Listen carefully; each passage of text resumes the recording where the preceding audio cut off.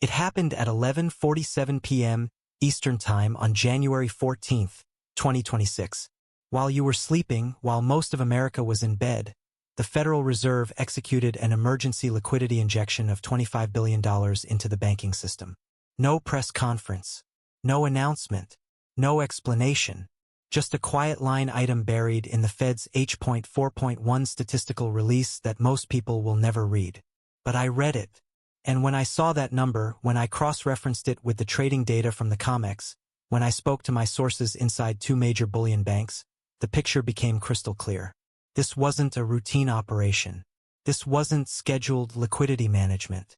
This was a rescue mission, a bailout, a desperate attempt to prevent a cascade of margin calls that could have brought down multiple financial institutions in a single day. The reason? Silver. Specifically, the catastrophic losses being taken by banks that bet against silver.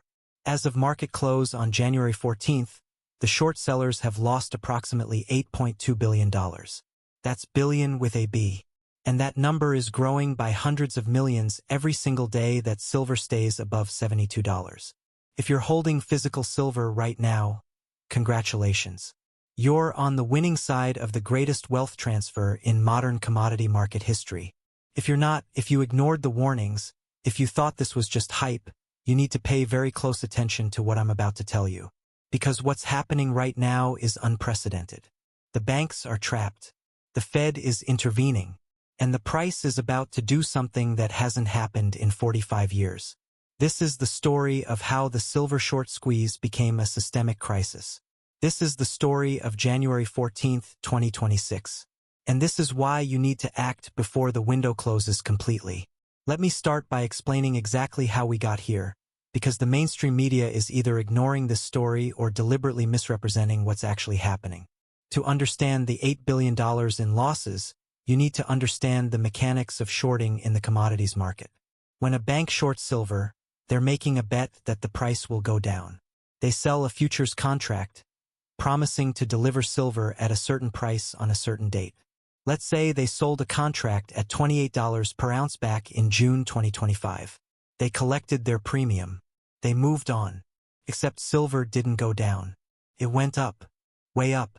As of January 14, 2026, silver is trading at $72.40 per ounce. That means every contract they sold at $28 is now underwater by $44.40 per ounce. Each COMEX futures contract represents 5,000 ounces. So every single contract they sold is showing a loss of $222,000. Not per ounce, per contract.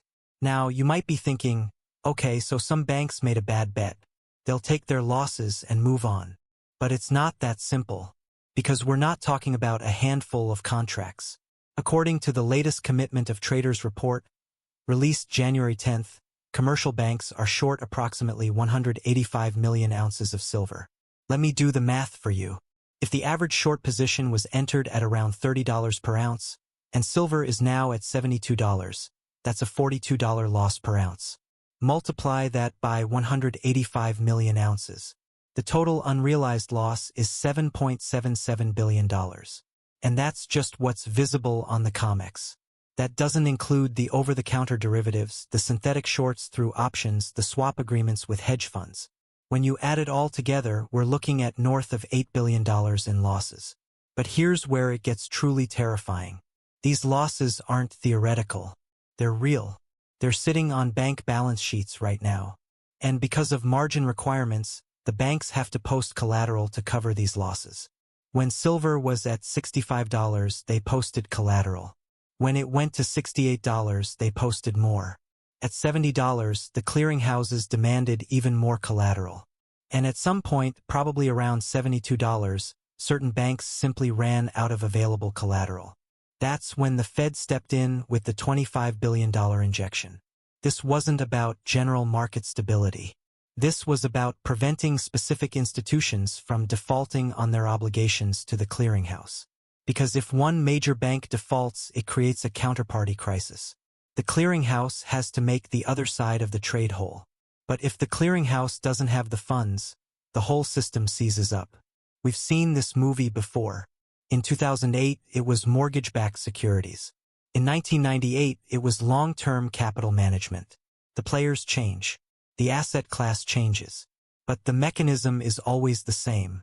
Leverage plus a wrong-way bet equals systemic crisis. Who exactly are these banks that are trapped? I can't name specific institutions without exposing my sources, but I can tell you the categories. First, you have the traditional bullion banks. These are the major players that have been managing the silver market for decades. JP Morgan, HSBC, Scotiabank, these are the names that always come up. They're the market makers. They provide liquidity. And historically, they've made money by being short. But starting in late 2024, something changed. The smart ones, the ones paying attention to the supply deficit and the industrial demand surge, they started covering their shorts. They reduced their exposure. They went from being massively short to only moderately short. They saw what was coming. But not everyone got the memo. There's a second category of banks, regional players and international institutions that saw the profits the big boys were making from the short trade and wanted in. They entered large short positions in early 2025, thinking they were following the smart money. Except the smart money was already leaving. These latecomers, these Johnny-come-latelys, they're the ones getting absolutely destroyed right now. Then you have the third category, and this is the scary one. Hedge funds using bank credit lines to short silver. These funds borrowed money from banks to put on leveraged short positions. When the trade goes bad, the hedge fund might blow up, but the bank that lent them the money is on the hook. This is shadow leverage. It doesn't show up in the COT reports, but it's there, and it's massive. I spoke to a risk manager at a major New York bank on January 13th. He wouldn't go on the record, obviously, but he told me something chilling.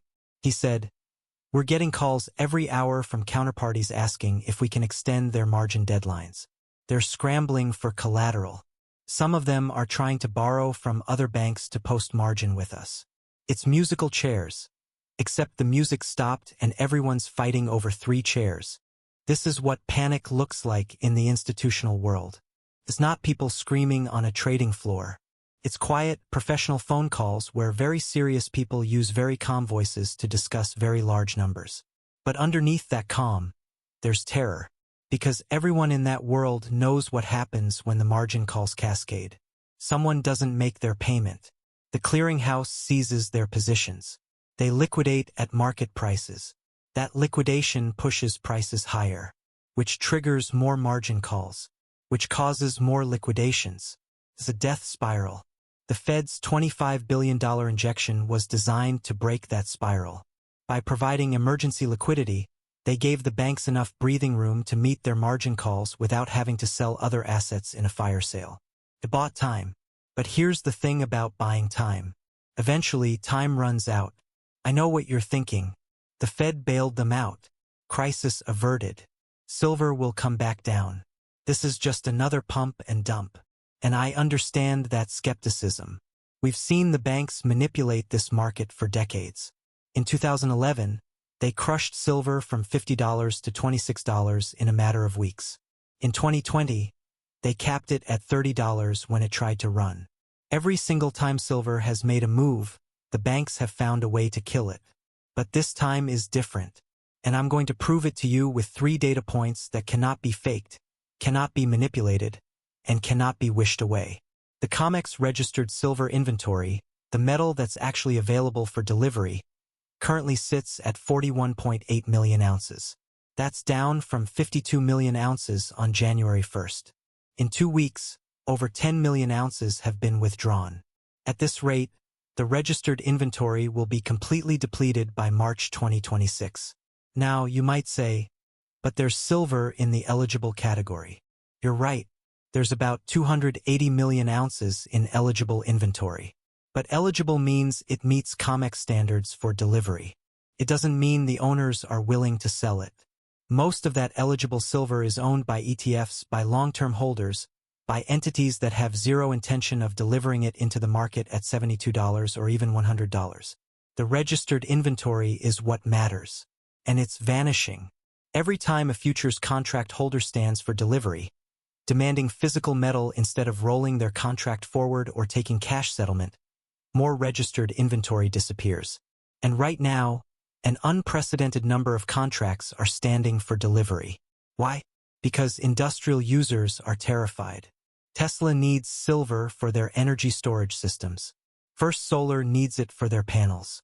The Pentagon needs it for military electronics. These aren't speculators. These are end users who need the actual metal. And they don't trust the paper market anymore. They're taking delivery of every ounce they can get their hands on. When the registered inventory hits zero, the COMEX has a problem. They're legally obligated to deliver. But if there's no metal in the warehouse, how do they deliver? They either have to go into the open market and buy at any price, or they have to declare force majeure, a fancy legal term for we're breaking our contract because of circumstances beyond our control. Either option is catastrophic. If they buy at any price, silver goes to $100, $150, maybe higher.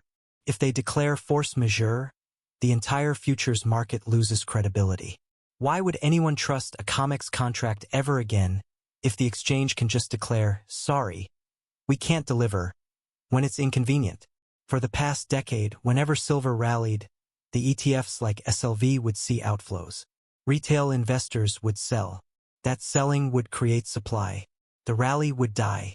It was predictable. Clockwork. But since January 1st, 2026, SLV has seen net inflows of 47 million ounces. That's not a typo. 47 million ounces flowing into the largest silver ETF in the world. And it's not just SLV. PSLV, the Sprott Physical Silver Trust, has seen inflows of 12 million ounces. Smaller ETFs are seeing record demand. This is a complete reversal of historical patterns. And it tells you something critical. Retail investors aren't selling this rally. They're buying it.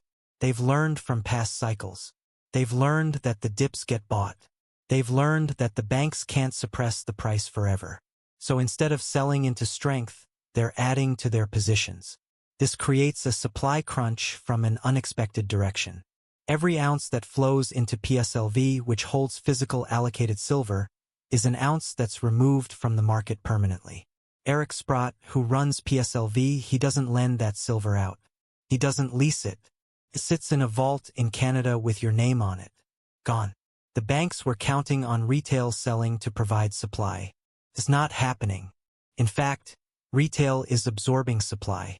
This is a nightmare for the shorts. This is the most important indicator, and almost nobody is talking about it. The Shanghai Gold Exchange, which trades physical silver, is currently showing a premium of $4.80 per ounce over COMEX spot prices. Let me explain why that's significant. Normally, prices around the world are very close because of arbitrage. If silver is cheaper in New York than Shanghai, traders buy in New York, ship it to Shanghai, and sell at a profit. This arbitrage keeps prices aligned. A small premium, maybe 50 cents or $1, that's normal because of shipping and insurance costs. But $4.80? That's not normal. That's a sign that physical silver in Asia cannot be arbitraged from the West because there isn't enough physical silver in the West to ship. The premium is screaming shortage. It's saying that buyers in China are willing to pay $77 for silver that's theoretically available at $72 in New York. Why? Because it's not actually available. They can't get it from New York, so they pay up in Shanghai.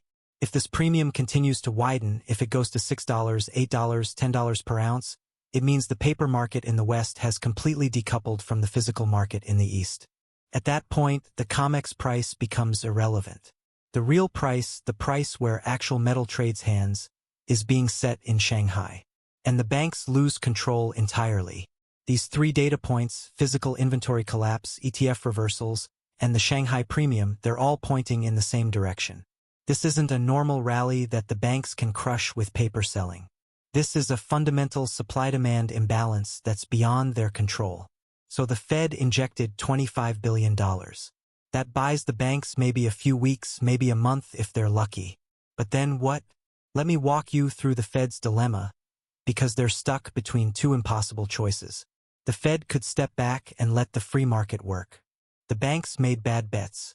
They lose money. Some of them fail. Their assets get sold off. Other banks acquire them. Creative destruction. Capitalism.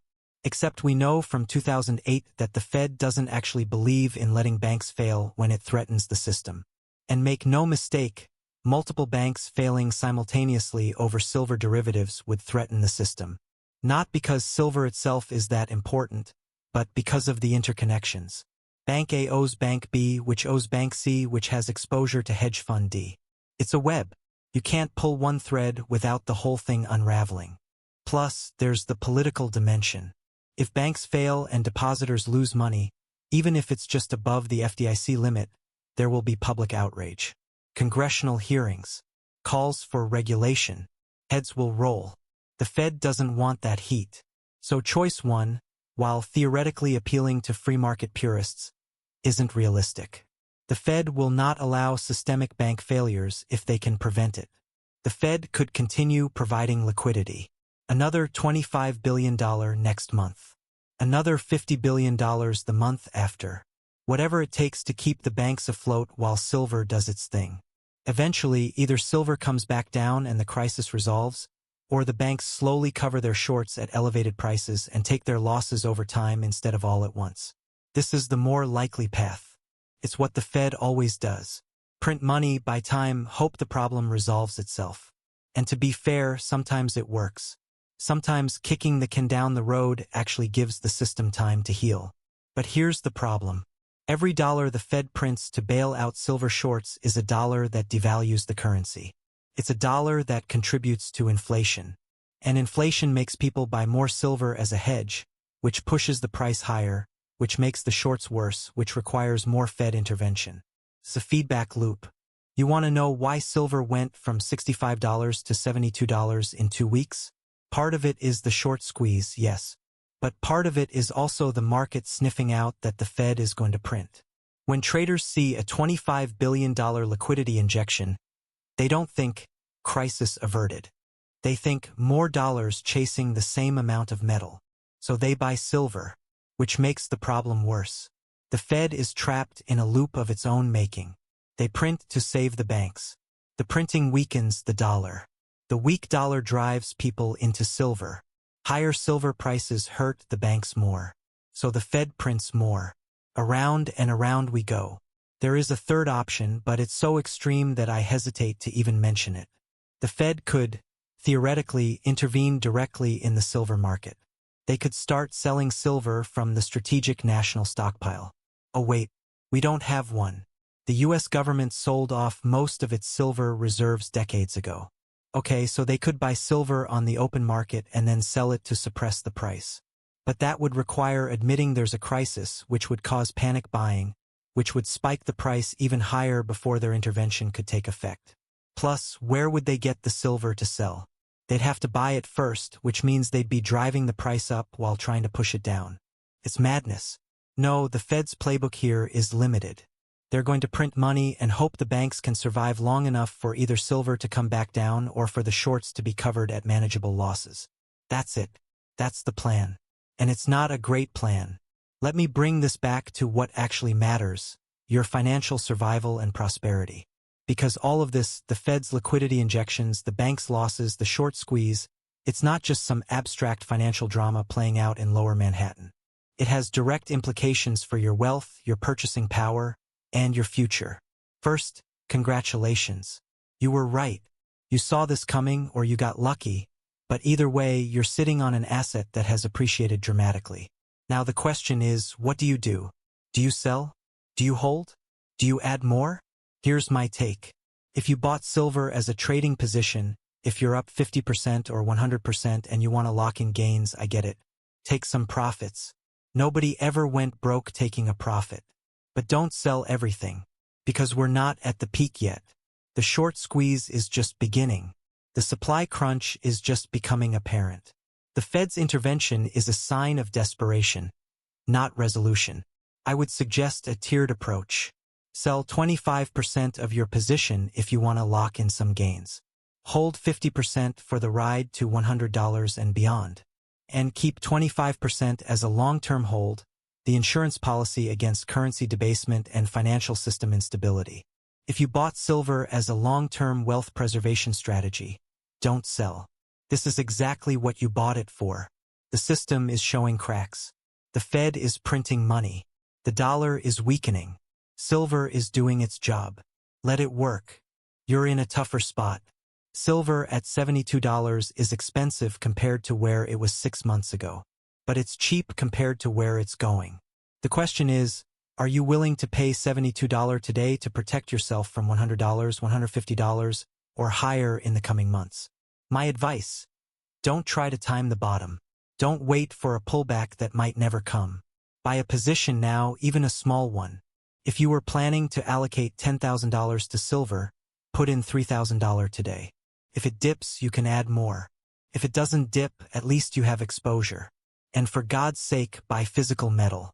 Not SLV. Not futures contracts. Physical coins or bars that you take possession of. Because when the COMEX runs out of inventory, when the system breaks, paper claims on silver might not be worth the paper they're printed on. But a silver coin in your hand, that's real. That's yours. Nobody can take it away. You need to understand that this situation is going to get worse before it gets better. If your bank has significant silver short exposure, if you're working in the commodities division or the derivatives desk, start asking questions. How exposed are we? What's our collateral situation? Do we have a contingency plan? I'm not saying quit your job, but you should know where you stand. Because if your bank is one of the ones that ends up failing or getting acquired in a fire sale, your job might disappear overnight. Have a backup plan. Polish your resume. Make sure your personal finances are in order. Stocks, bonds, real estate, these assets have done well in the everything bubble of the past decade. But when commodities boom, when inflation spikes, when the Fed is printing money to bail out banks, traditional assets struggle. Stocks get hit by rising input costs. Bonds get crushed by inflation. Real estate depends on cheap credit, which evaporates when rates spike. I'm not saying sell everything, but you need to think about diversification. Having 5 to 10% of your portfolio in physical precious metals is not radical. It's prudent. It's insurance. And right now, that insurance is paying off. You're probably thinking, I don't care about silver shorts and Fed injections. I care about paying my rent and feeding my kids. I get it. But here's why you should care. When the Fed prints $25 billion to bail out banks, that money doesn't just disappear into the ether. It enters the economy, causes inflation. Your groceries get more expensive. Your gas costs more. Your purchasing power declines. You can't stop the Fed from printing, but you can protect yourself. Even if you can't afford to buy gold or silver, you can take steps. Pay down debt, especially variable rate debt. Build an emergency fund. Develop skills that will be valuable regardless of what happens to the currency. Learn to grow food. Learn to fix things. Build community. The system is broken. The Fed is trying to hold it together with money printing and bailouts. But you don't have to go down with the ship. You can take control of your own financial destiny. Let me give you my best estimate of how this plays out over the next 6 to 12 months. This isn't a guarantee. Markets are unpredictable. But based on the current trajectory, here's what I expect. Silver is going to be incredibly volatile. We might see it spike to $80, pull back to $68, rally to $85. The banks are going to fight. They're going to sell paper contracts every time it rallies. They're going to spread FUD in the media. You'll see headlines like, "Silver bubble about to pop," and "Why silver's rally is unsustainable." Ignore it. This is the death throes of the short sellers. They're trying to shake out weak hands before the final capitulation. If you're holding physical metal, these price swings don't matter. You're not trading. You're holding. This is when I expect the COMEX registered inventory to hit critically low levels. Under 20 million ounces. Maybe under 10 million.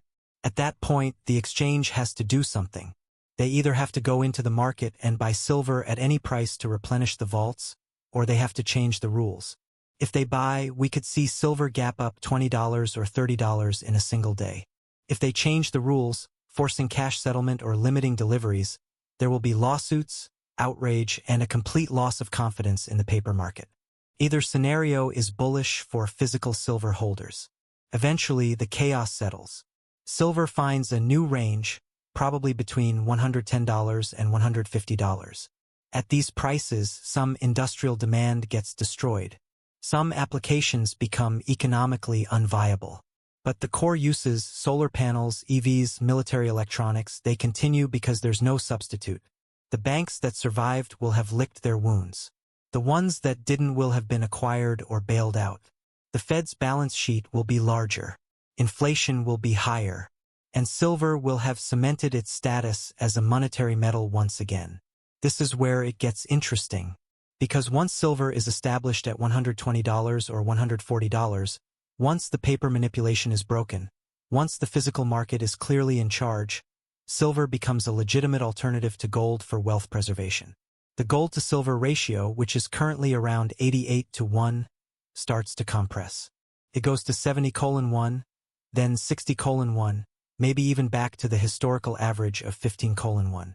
If silver is at $140 and gold is at $2,800, that's a 20:1 ratio. If the ratio compresses to 15:1, either silver goes to $187 or gold goes to $2,100. My bet is silver goes up, not gold comes down.